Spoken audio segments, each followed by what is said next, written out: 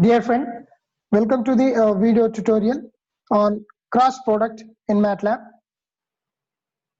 In this video tutorial, you will be able to learn about how to perform the cross product on given vectors.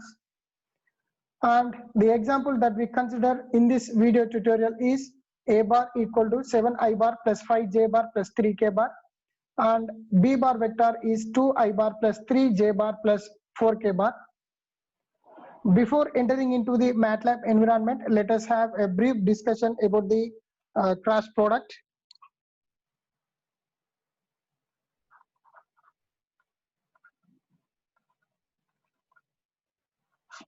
So to define this cross product,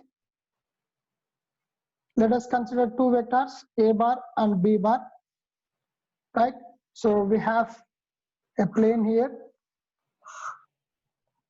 This plane contains a vector A bar and another vector B bar. Now we are moving from vector A to B. Then there is an angle existed between A and B, and we call that one as theta AB. And that theta AB is a small angle, and we consider that one as theta, sine theta AB. So while we are moving from A to B, now the resultant vector will be moving upwards, and we call that one as normal unit vector to the surface. Okay.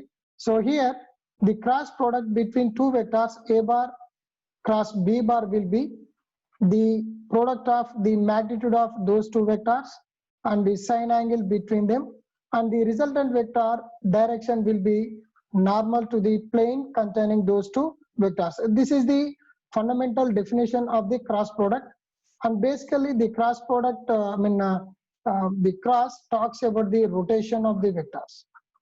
Okay, if there is a cross, then it is related to the rotation, as in this case while you are moving from vector A to B. At the same time,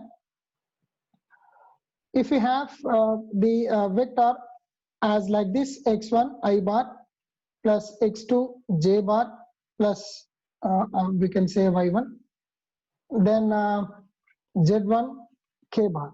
Okay, then another vector B bar is x2 I bar plus y2 j bar plus z2 k bar, and we can have a working formula as A bar cross B bar equal to I bar, then j bar, then k bar.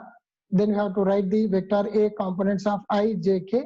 Then it is x1, then it is y1, then it is z1, and the components of I, j, k of the vector B, then they are x2, then y2, then z2.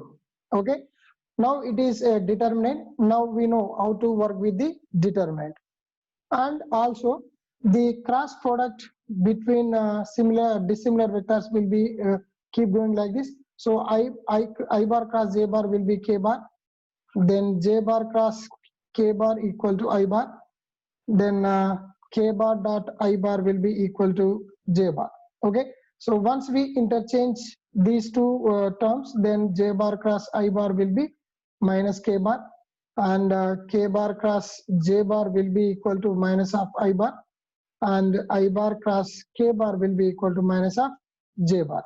So this is the relationship between the unit vectors, and at the same time the cross product between the similar vectors will be always 0.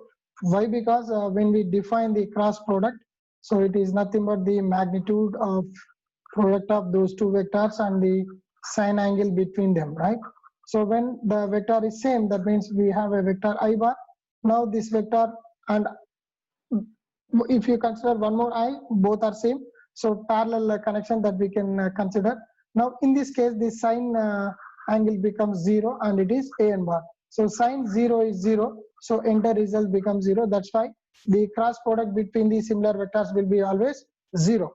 Now we will work on the given example, right? So here the vector A bar is given as 7I bar plus 5J bar plus 3K bar, and the other vector B bar is given as 2I bar 3J bar plus 4K bar.